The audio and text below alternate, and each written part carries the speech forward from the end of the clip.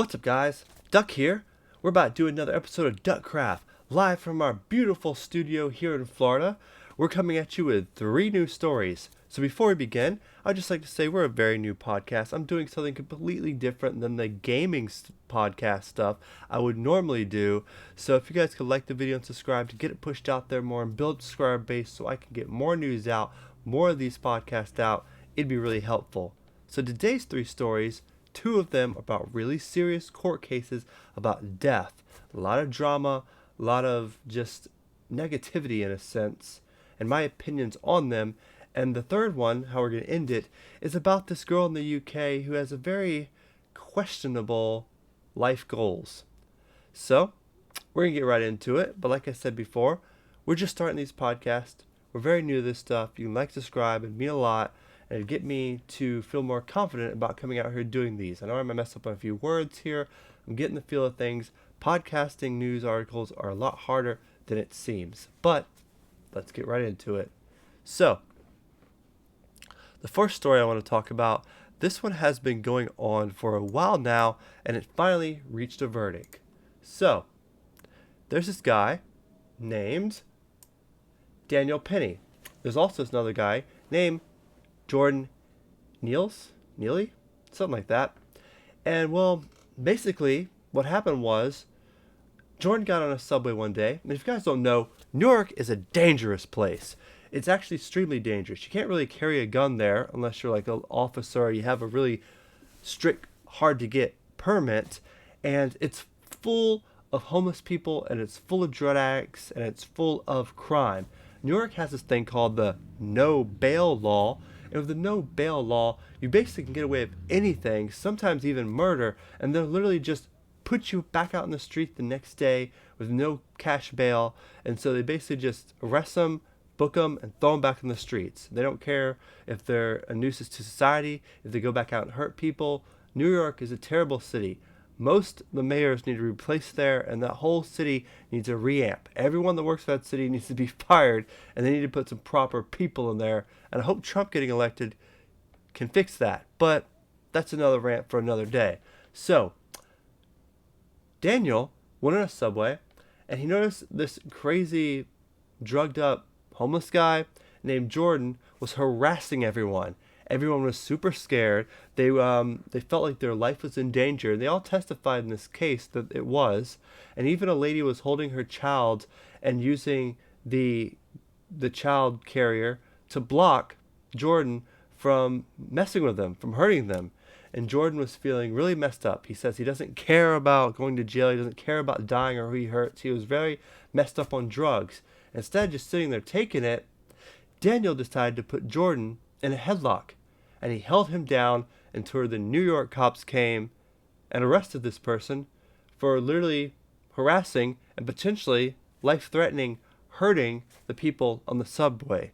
Now, a lot of people would call Daniel a hero for that. But once Jordan was captured and taken in, he later died in police custody. Now, a lot of people say it was from an overdose. He was on a lot of drugs. I'm sure, getting in a chokehold and being in that state really gets your heart rate up, and, you could possibly have a heart attack. I'm not exactly sure how he died, but I will tell you one thing. I don't think it's Daniel's fault for holding him down in a chokehold, and I don't think Daniel should be prosecuted for it.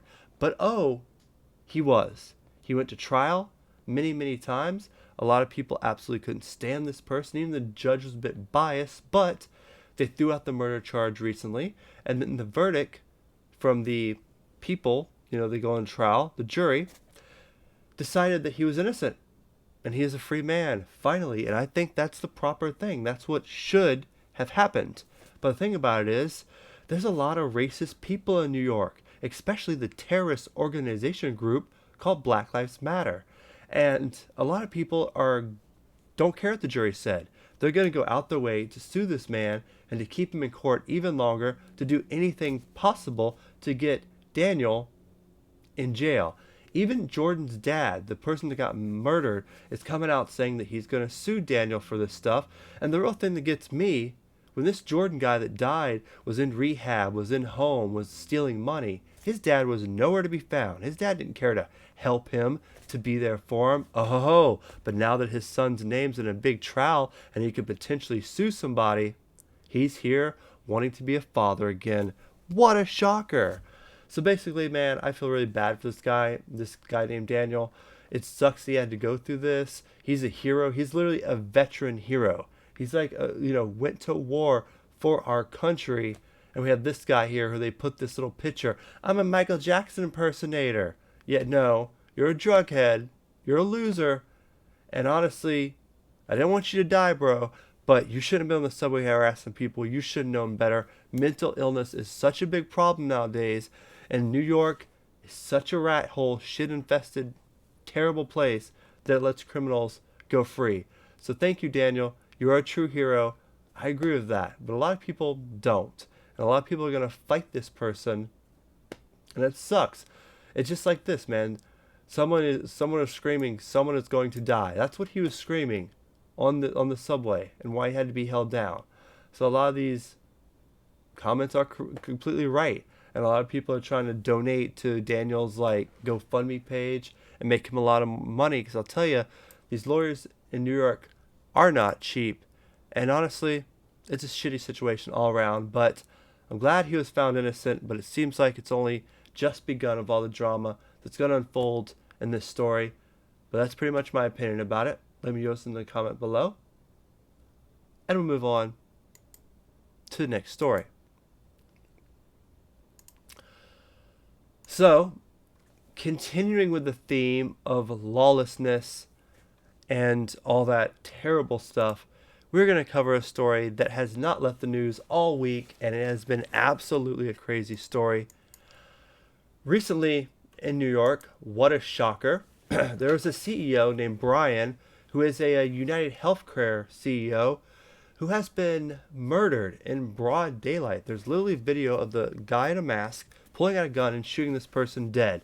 Now, he's clearly killing this person because he doesn't agree with healthcare. Healthcare, a lot of people might get denied coverage and they can't get medical treatment to save their life, and a lot of people disagree. So this person named Luigi, apparently, went out and killed this person. Now, the thing about Luigi that I really gotta say, this kind of says it all. Luigi's back pain was so intense that he couldn't be intimate with anyone, former landlord says. Who cares? And if you look at this picture right here, it shows everything of the narrative they're trying to spin here in the New York Post. And that's basically saying that this dude is so attractive that, there's so many girl simps out there that's going like, oh ho ho, he should be freed. He killed a CEO. This person was terrible anyway. He kept denying people coverage. They're bad people. And honestly, I extremely disagree with that. Now, this CEO was a father. He was a husband. Now, his wife has to go tell their kids that, I'm sorry, your father has been murdered at a CEO job. Let me ask you something. Leave in the comments below. Do you guys think it's okay to kill a CEO of a healthcare that denies your coverage? What else could you do besides straight up murder someone like a psychopath? Could you not possibly try to cancel the healthcare insurance? Could you not possibly try to get people that are on that healthcare insurance to cancel their policies and not use that healthcare place to the point where it gets canceled, bankrupt, the CEO gets fired, and the healthcare insurance place is gone? I think that would have been more of a route to do it. Make a stand for it. Get a whole bunch of people to stand up, boycott this place, cancel them, and let them go under. But to murder someone? I also gotta say about this Luigi guy, this dude was obviously built. Look at where he's at. He came from money. He has an education from college. He looks decent enough, full head of hair. And this person threw away his entire life. His entire life. He threw it away just to go murder a CEO like he didn't even know. Like, who does that? Like, the homeless person not giving a damn because he's a crazy little drug addict and stuff that I covered in the last story, that's one thing. But to go out of your way when you're thriving in America, when you have everything handed to you in your whole life on a silver platter waiting to be enjoyed, to go and kill a CEO and have your whole life thrown away is ridiculous, bro. What are you doing with your life? As it says here, he holds two degrees from a university, which I just find to be absolutely crazy. He's going to be charged with murder in Manhattan. He even had like illegal guns that you're not supposed to have. So either way, he's going to go to jail for a very long time. And there's just so many people now out there that are just like simps because, oh, wrong story. They're just simps because this dude looks somewhat attractive. It's like, oh my God. Well, I mean, he is attractive. He's built as hell. He has tons of money. Girls love that stuff. So girls are just going crazy and simping over him. And I just find the whole situation to be absolutely terrible. This dude is an idiot who threw away his entire life to kill a CEO, and nothing's going to change. The company's still going to continue, and they just might hide who the CEOs are. They may be a little more private about who the people in it is. Instead of boycotting the place, getting it canceled, and having people cancel their health care of this place, he did nothing but waste his life. And I find it just pathetic how the media covers it as if this dude's the victim. As if it's like this is some Fight Club stuff and he should be able to get away with this. He shouldn't. It's messed up. And this guy's going to go to jail for a long time. This story will go away in a couple weeks here. We'll stop talking about it. And this healthcare places will still get away with it. Yes, there's people that are denied coverage all the time and they go out and die. And they're also fathers. They're also husbands. And they go out and die because their healthcare insurance was denied. And that stuff sucks. We need better healthcare in America by far. I don't even have healthcare in America. My teeth are rotting out my skull. I feel them. I could be one of the many to die due to bad healthcare or no healthcare at all. And the problem doesn't lie on this CEO who's just doing his job, who has a wife and kids. Murdering him doesn't change that.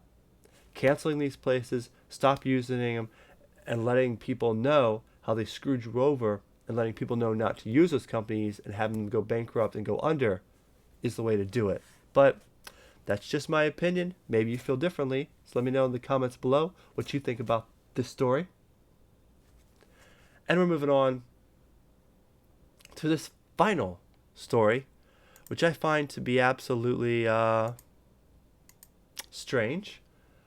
But maybe sign me up. But also, I'm saying that jokingly because maybe not. So, there's this girl in the UK, and I don't even know her name. But she's some OnlyFans model, and the sad part is she comes from a rich family. It's not like she needed the money. Like, her parents must be so disappointed.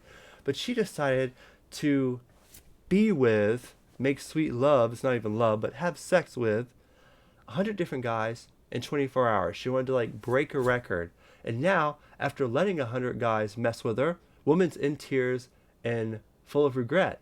And I think Tristan Tate says it best. This is nobody's fault but her own. Let's all stay focused on self-accountable. Women in 2024 can live without it. They dismiss their mistakes or push the blame onto other people. You see it all the time. Like, she's the architect of her own destructions. We can't pity these people. And I couldn't agree more.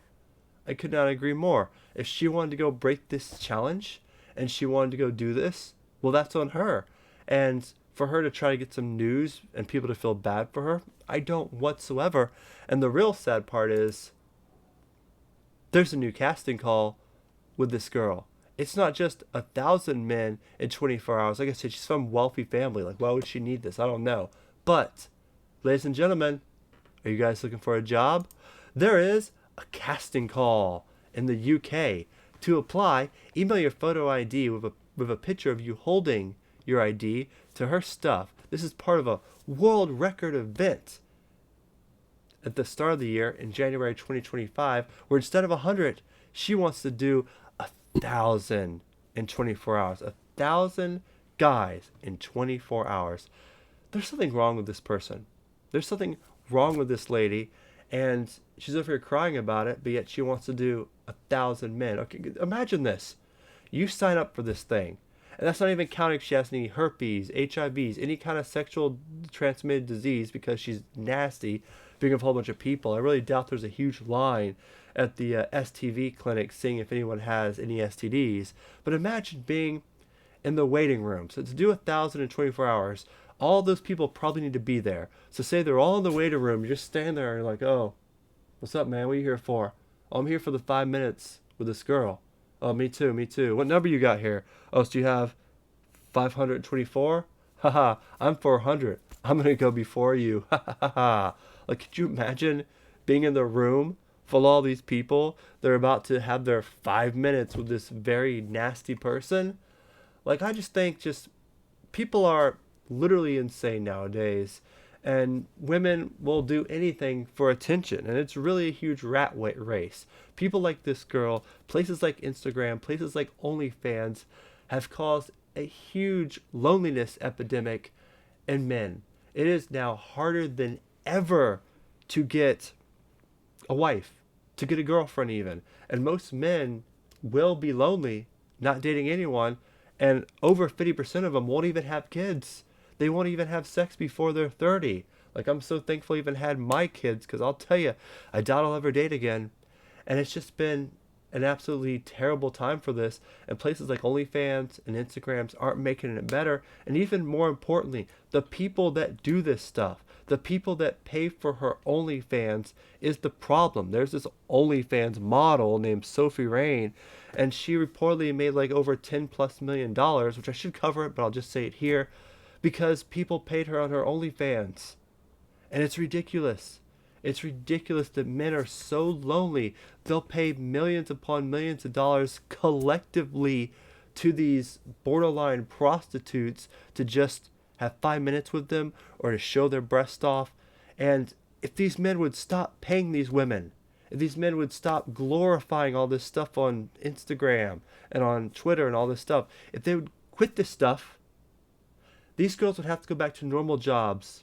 They would have to go back to working normal places or going back to schools and get degrees where they would actually meet proper men, where they'd meet people that could be their future wives. But I'll tell you, men with millions of dollars, men with morals and respect and class will not be marrying OnlyFans whores.